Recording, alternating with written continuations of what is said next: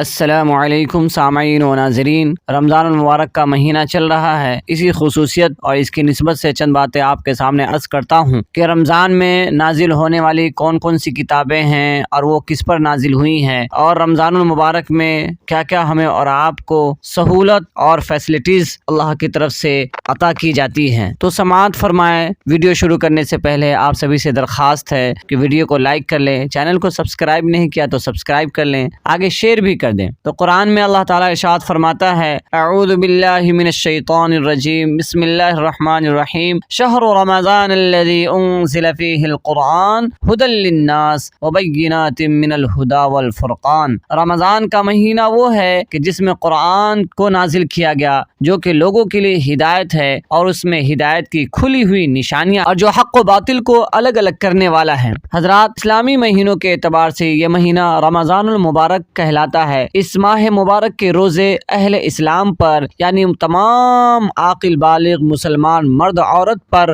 فرض کیے گئے ہیں۔ روایت ہے کہ رمضان المبارک کی یکم تاریخ کو یعنی 1 رمضان المبارک کو جنت کے دروازے کھول دیے جاتے ہیں۔ رمضان المبارک کی 3 تاریخ کو یعنی 3 رمضان المبارک کو حضرت ابراہیم علیہ السلام پر صحائف نازل ہوئے، جس کو صحیفہ اور کتاب بھی کہہ سکتے ہیں۔ رمضان المبارک کی 6 تاریخ کو حضرت موسیٰ علیہ السلام پر توریت نازل ہوئی، اور رمضان المبارک ہی میں حضرت داؤد علیہ السلام پر زبور نازل ہوئی، اور رمضان المبارک ہی میں قرآن کریم نازل ہوا۔ رمضان المبارک ہی میں جہاد فرض ہوا، اور رمضان المبارک ہی میں ام المؤمنین حضرت عائشہ صدیقہ رضی اللہ تعالی عنہا کا انتقال ہوا۔ رمضان المبارک ہی میں مکہ فتح ہوا، جس کے نتیجے میں عظمت اسلام کے پرچم لہرائے گئے۔ اور رمضان المبارک میں مسلمانوں کو کیا کیا فیسلٹیز اور سہولت عطا اللہ تعالیٰ کی طرف سے کی جاتی ہیں، وہ سماعت فرمائیں۔ حضرت ابو ہریرہ رضی اللہ تعالیٰ عنہ سے مروی ہے کہ نبی کریم صلی اللہ علیہ وسلم نے ارشاد فرمایا،